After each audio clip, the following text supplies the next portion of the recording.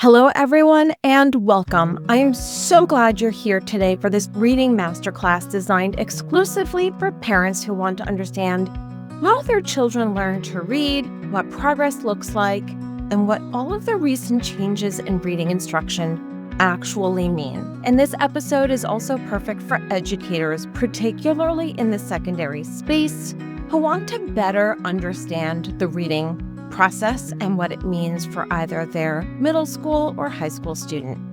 So as a parent, you may have wondered at some point, is my child making progress?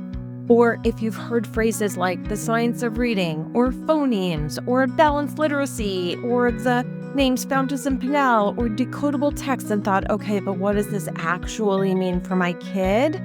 You're in the right place.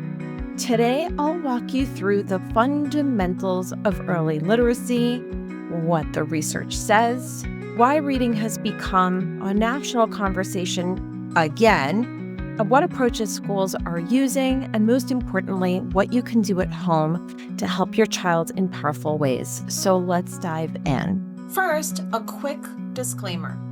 The views and opinions expressed on this channel are entirely my own and do not reflect or speak on behalf of any institution, employer, school, university, or organization with which I am currently or formerly affiliated with.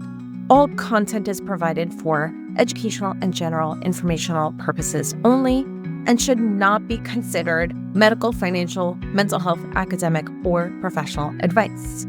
While I may reference specific tools, platforms, programs, universities, or resources, I am not sponsored by, affiliated with, endorsed by, or connected to any of the companies, institutions, or programs mentioned unless explicitly stated. Viewers should always consult their institution, healthcare provider, legal counsel, or appropriate professional for guidance tailored to their situation. Now let's get started. So, to understand today's reading landscape, we actually need to go back to the year 2000.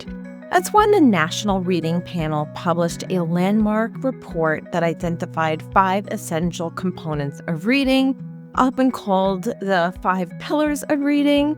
And these are the foundation for what we now discuss in the science of reading. So, phonemic awareness, phonics, fluency, vocabulary, and comprehension. So think of it like 5 ingredients in a recipe. If one ingredient is missing, the reading experience changes. And for years, teachers and researchers have used these components to shape curriculum. But how they were implemented in schools has actually varied dramatically, and that's part of what led to today's shifts in instruction. Who knew that reading is so complicated? But here are some pictures. You could see all the books I read during my doctoral studies in literacy education at NYU, and these are just a few. So let's build our knowledge of some of the components of reading. Now, phonemes are the smallest unit of sound. So think of the M in man, or the SH sound in ship, or the long E sound in me. English has 44 phonemes, even though we only have 26 letters. Let that sink in. And other languages are different. So Spanish has about 22 to 24 phonemes, depending on the dialect. And the way they approach vowel phonemes is different. Unlike English, Spanish vowels are pure and consistent. So it's important to realize that there are distinct differences across languages and even within languages, depending on dialects. Now, a grapheme is the smallest representation of a sound. Sometimes it's 1 letter, sometimes it's 2, or even 3. So the M represents an M, the SH is a sh, and the IGH, right, in night. Now, the alphabetic principle is this understanding that letters and groups of letters represent sounds, and that these sounds connect to spoken words. So the alphabetic principle is the key to understanding reading, if you think about it. So the alphabetic principle is really important. This is the understanding that letters and groups of letters represent sounds, and that these sounds connect to spoken words. Now, the alphabetic principle is the key to unlocking reading. Once a child understands the connection, they can start to decode unfamiliar words. Now, awareness. So why phonemic awareness matters? Before children read print, they actually must be able to hear and manipulate sounds. So can they say cat without the k? Can they blend at into set? Can they hear that log and frog rhyme? These skills matter more than we ever realized 20 years ago. And I also want to say, there is such a power in reading to your child in any language, and this is important for multilingual families. Does not matter what language you read in, every language builds vocabulary, comprehension, background knowledge, and a love of books and reading. So if you speak another language at home, read proudly in that language. You are strengthening your child's brain, not confusing it. Now, let's talk about the major instructional approaches that helped shape where we are today when it comes to reading instruction. Let's zoom out for a moment and look at how reading has been taught over the last several decades. And this might help you understand why things are changing so quickly and why they're super complex. I was taught during the whole language movement in the 1980s to 1990s. Now, whole language was a very influential approach to reading. It emerged in the 80s, and the basic belief was that children learned to read naturally, the same way we learn to speak, through immersion in meaningful, rich language experiences. Classrooms were filled with beautiful books, lots of writing and storytelling and journaling and authentic reading experiences. But here's the important part. It placed not that much emphasis on systematic phonics instruction. And children were often encouraged to figure things out using pictures or context clues or sentence structure or guessing based on meaning. And for some children, especially those with strong language skills, this worked fine. But for many, especially struggling readers or multilingual learners and children with dyslexia or other language-based learning differences, this approach made reading a lot harder. Now, from the 90s to the 2010s, we had this balanced literacy, right? And it was out of this concern that whole language placed too much emphasis on one end, and it was all about balancing phonics and rich literature. So names like Fountas and Pinnell and Lucy Calkins with Teachers College became very influential. The balanced literacy model included guided reading groups, leveled literacy groups, and a 3-cueing system that often asked children to identify words by asking, does it look right? Does it sound right? Does it make sense? And yes, many children did learn to read in this system, especially kids who already had strong foundations at home or just took to it a little bit more easily. But over time, researchers have found some consistent problems. Many leveled books were not decodable and didn't reflect what the students were learning, and students relied heavily on guessing and not decoding. So, cueing often encourages children to look away from the letters and sounds and instead rely on pictures and context. So again, balanced literacy is actually beloved for its rich books and joyful philosophy, but it didn't provide the systematic, explicit phonics instruction that research has demonstrated is needed. So where we are now is in this structured literacy and science of reading place. And it's especially since 2019, where a large amount of research has been translated into practice. And this movement is often referred to as the science of reading, though we know this phrase can be used too broadly and has also been somewhat politicized. I'll stay away from the politics. Here's what it actually means. It's a body of research across cognitive science, linguistics, neuroscience, education, and psychology that tells us how the brain learns to read. And the big takeaways include children do not learn to read naturally the way they learn to speak. And the brain must be taught how to connect sounds to print. This is decoding. And systematic explicit phonics helps the most amount of children, especially those at risk. Reading comprehension is built on a foundation of decoding and language, vocabulary, and background knowledge. And these insights have led to a nationwide shift towards more structured literacy approaches, which include teaching phonics in a clear, logical sequence, practicing with decodable texts that match the phonics skills that are being taught, building strong phonemic awareness, teaching vocabulary and comprehension explicitly, using evidence-based approaches that are grounded in how the brain actually learns. And it's important to say this clearly. There was no one way that was wrong before, but teachers were using the programs they were given, and those programs were created most likely with the best intention.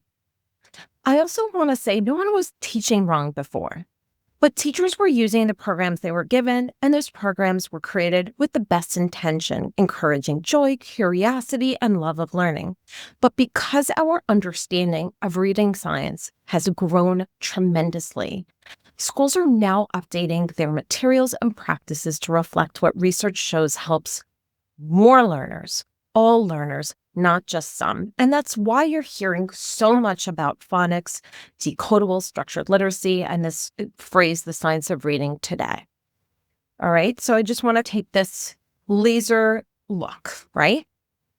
So again, whole language, popular in the 1980s and 90s, and it emphasized immersing kids in literature, didn't include explicit phonics instruction, and students were encouraged to guess unknown words using pictures or context clues, worked for some, but left some behind. Recapping, balanced literacy in the 90s through the 2010s, recapping balanced literacy in the 1990s through the 2010s, which is how I started teaching. Schools tried to merge phonics and rich text experiences, and this is where Fountas and Pinnell, TCRWP, became very influential, and balanced literacy used level books, guided reading groups, the 3 cueing system, and where students guessed words from pictures, context, or structure. Yes, they were also taught some phonics, but this approach gave students overall beautiful books and fostered a love of reading, but not as much of a reliable strategy for learning to decode. Now, structured literacy / systematic phonics is where over the last decade, the scientific community has clarified something important. Reading requires explicit systematic phonics. What does this mean? Students need to learn sound-letter relationships in a clear sequence and with lots of practice that's modeled, and then they try out themselves with teacher support. And this shift accelerated in 2019 when American public media released major investigations showing gaps between research and classroom practice. And we know that around this time, the Teachers College Reading and Writing Project, Lucy Calkins' approach, also revised their curriculum to better align. Now, I want to note again, teachers were teaching with the tools they had, and as research evolves, instruction evolves. Now that you have this big picture understanding of the instructional shifts from whole language to balanced literacy to today's structured literacy movement, you're in a much stronger position as a parent. So let's talk about what this means for you and what questions you can ask your child's school to make sure your child is getting the support they need. Before we talk about progress monitoring and assessments, it's helpful for you to know what reading development usually looks like across grade levels. I also want to say, every child tends to move at their own pace, but having a general roadmap can empower parents to ask better questions and notice when extra support may be needed. So let's talk through what the progression for pre-K to 2 might look like. From pre-K, which is ages 4 to 5, children are not expected to read yet, but they are expected to build foundational pre-literacy skills that will set the stage for reading. So they're going to start recognizing their own name in print, writing their own name even, learning letter names and some letter sounds, and they're probably going to do a lot of singing and developing phonological awareness through rhyming, clapping syllables, noticing beginning sounds, building oral language and vocabulary through dramatic play, listening to stories and retelling simple events, and developing fine motor skills for writing, and understanding, and this is a big one, that print conveys meaning. So your child may actually do something where they dictate a sentence of a drawing they did to their teacher, and their teacher will write it down. Why is this important? Because this is going to help your child to start to understand, oh, I can write down my thoughts. What matters most is that children develop rich language experiences. Multilingual families do this in your home language, do this in the language that they're learning at school, do this in all languages, because what we want to do is have them talking, singing, rhyming, and being able to read to them daily in any language is going to strengthen all of those skills. Now, we get to kindergarten, things get a little more serious. Ages 5 to 6, this is the year the alphabetic principle really takes off. Typical kindergarten literacy includes mastery of all letter names, knowledge of most letter sounds, and beginning phonemic awareness skills, isolating those first sounds, blending simple sounds, segmenting simple words, learning how to, and this is the word decode, right? Being able to read CVC words, and that means consonant, vowel, consonant words like cat, map, sun. They'll probably grow a vocabulary through read-alouds they get at school that may be really content-rich and have them engaging in discussion in school. And they may start reading decodable texts, writing simple sentences using phonics patterns, and developing reading stamina, often in 10 to 15 minutes. So they're practicing all of the skills of good readers and developing a sense of also starting to develop this idea of one-to-one correspondence, which means that they're reading each word on a page and understanding foundational aspects like we read in this country, in this language, from left to right. Now, important note for parents. If your child is struggling to name letters and sounds by mid-year, schools should most likely provide early intervention, and this is the year where support matters most. So I just want to put that out there. If you're noticing that the letters they're working on in school, that your child is still struggling to make those connections, this is a good time to have a conversation with the teacher, find out what's going on and what you can do also at home to support. Grade 1 is often considered the most critical year for learning to read, and that is in the ages 6 to 7 typically.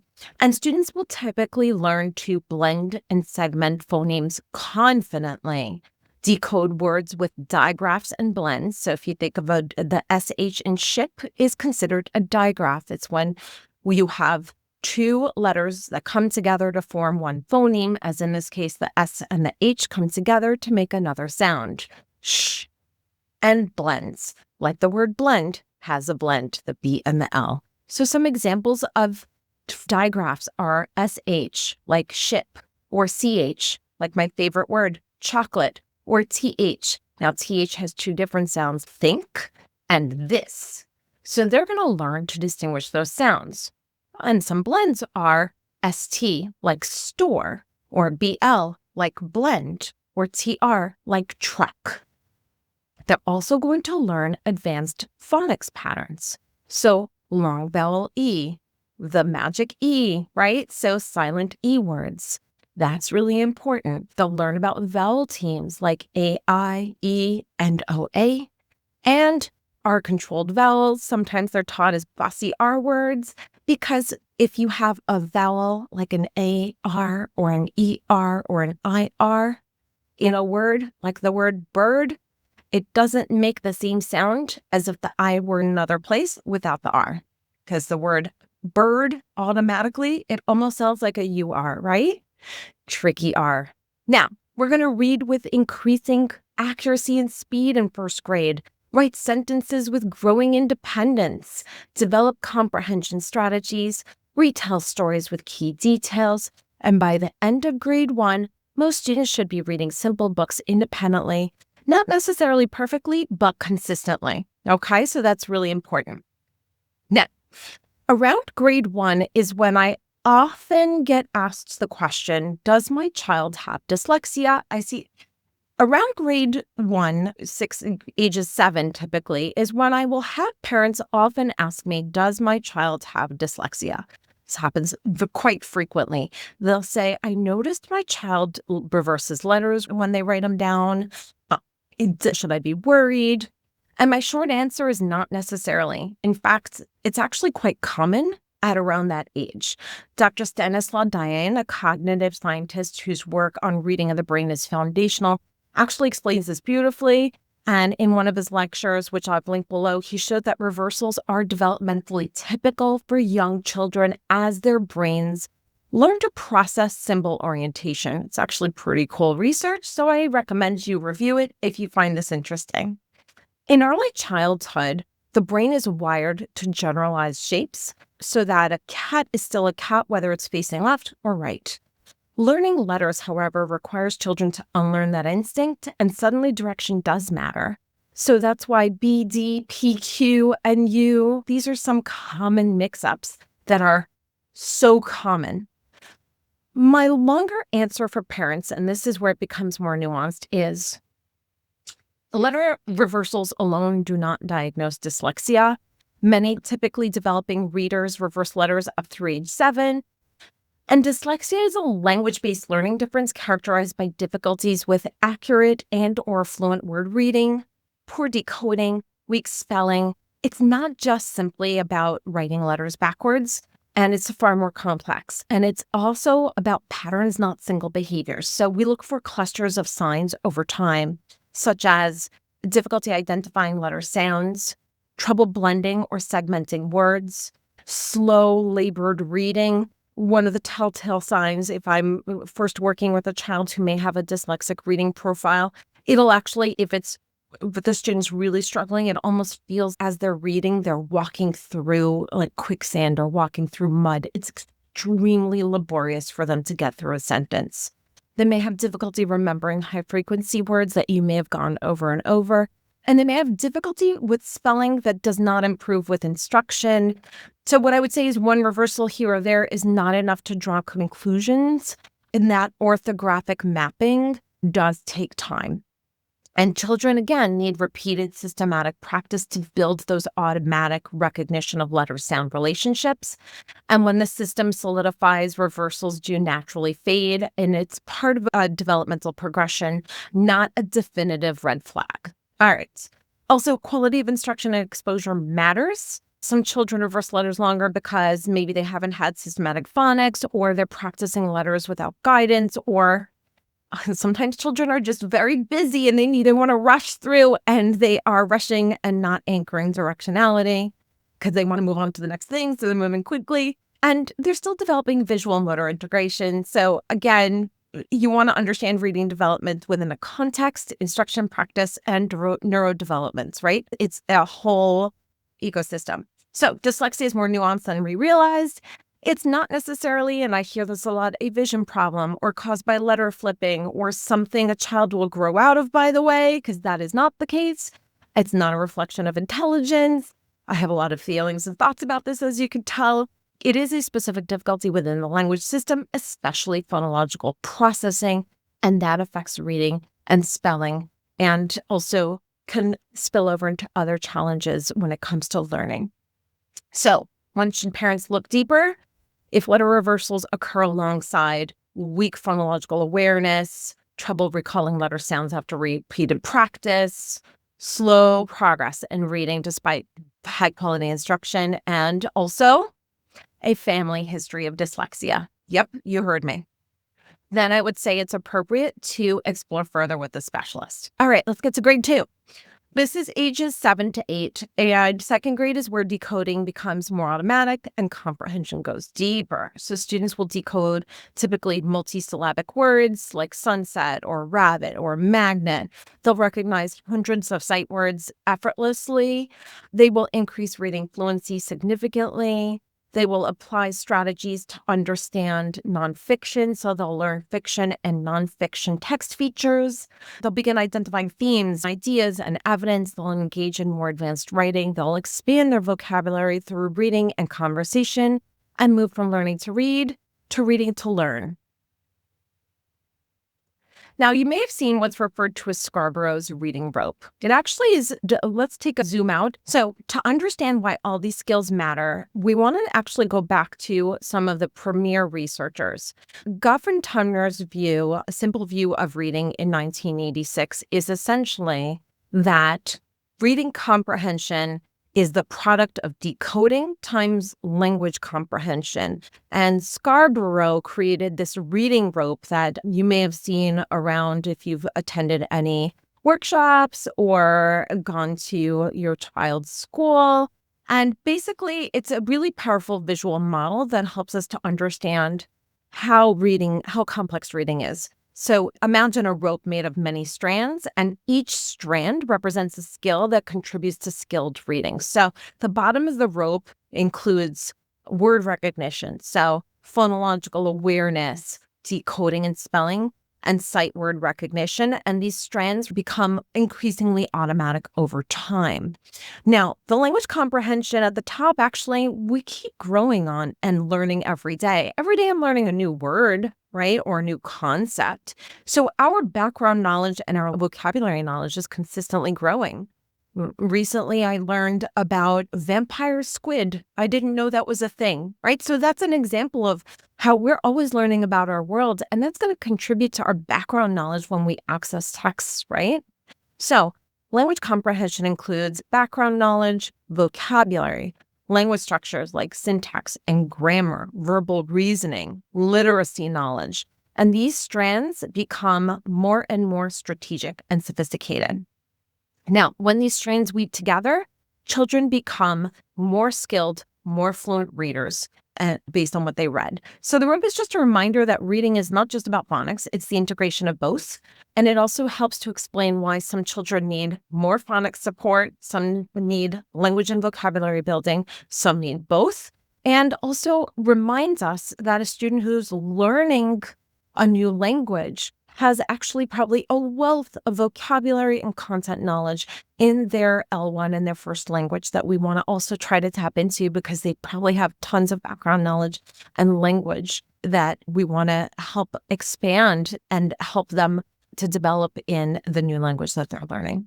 And it's why high quality reading instruction always includes phonics and meaning making, and not just one or the other. You can't just teach phonics. If you just teach phonics, I always say I can read the Russian letters or I can read Greek, but it doesn't mean that I know what I'm reading. So now that we have a clearer picture of what literacy development looks like from pre-K through second grade and how all of the components of the reading rope work together, you're equipped to better understand the instructional shifts. You're better equipped to understand the instructional shifts happening in schools. And most importantly, what questions to ask about your child's progress. So now that you have a clear picture of what literacy development looks like from pre-K through second grade and how all the components of the reading rope come together, you're equipped to better understand the instructional shifts happening in schools, and most importantly, what questions to ask about your child's progress. Now, let's talk about what questions parents should ask their schools right now. So this is your practical section. So you may want to find out, what assessments are you using to track reading progress? You may hear different assessments like DIBELS, Acadians, iReady, PAST, a phonics inventory, oral reading fluency. You want to find out what assessments they're actually using. And then you want to find out, are these assessments screeners or diagnostics? And ideally, you want both. A screener is great because it flags for concerns, but a diagnostic will tell you where your child is struggling and along the way, what's happening, okay? And what phonics program or scope and sequence are you using? There should be a clear plan, not random worksheets, okay? Just want to put that out there. And how do you teach vocabulary? And comprehension is not separate from decoding. They really should be in tandem together. They should work in some way. Now, do students practice with decodable text? This is key because what you want is for the students to match the phonics patterns that they are learning in school with text that they can work on independently. And then how do you support multilingual learners? Make sure your school values home language development and find out what they're doing to support them. Now, what can you do at home? Everything I'm about to share is simple, my favorite word, free, and research shows is highly effective. Read aloud daily in any language. Reading aloud builds vocabulary, background knowledge, and confidence. Play sound games. No worksheets needed. Say cat. Now say it without the C. Okay, which word rhymes with top? Celebrate decoding attempts and don't jump in too fast. I had a tendency to do this with my own children and want to rescue them. Let them try it out first and then celebrate their attempt, okay? I'll never forget also that I was driving one day and my daughter recognized a digraph in a store sign. And I remember just thinking to myself, I'm so happy that whatever she's learning in school, she's connecting to her outside world. Listen for those moments because those are opportunities for you to validate what they're doing in school too. Focus on letters first, not pictures. So you could say, let's check the first sound instead of look at the picture. I know this is a tough one because I was trained to go first to the picture and do picture walks.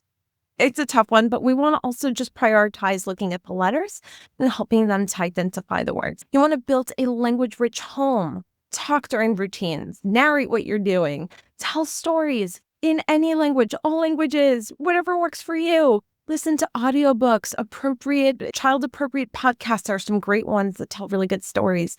Engage in conversation, ask probing questions, right? Advocate early too. If you think your child is struggling, early support makes a huge difference. Okay? So, to recap, reading is not something the brain naturally does. And for some students, their brain is wired a little bit differently and they need even more support. It is a skill that must be taught step by step. And here's the good news, with the right instruction at school and the right support at home, your child can learn to read, and you do not need to be a reading teacher, okay? But you want to know what builds strong reading, what questions to ask, and how to create a joyful, language-rich environment. That is ultimately my number one. So thank you so much for being here today. Your involvement and curiosity make a tremendous difference for your child. If you found this helpful, subscribe, share it with a fellow parent or educator. And I want to thank you so much for joining me on Professor on Your Side.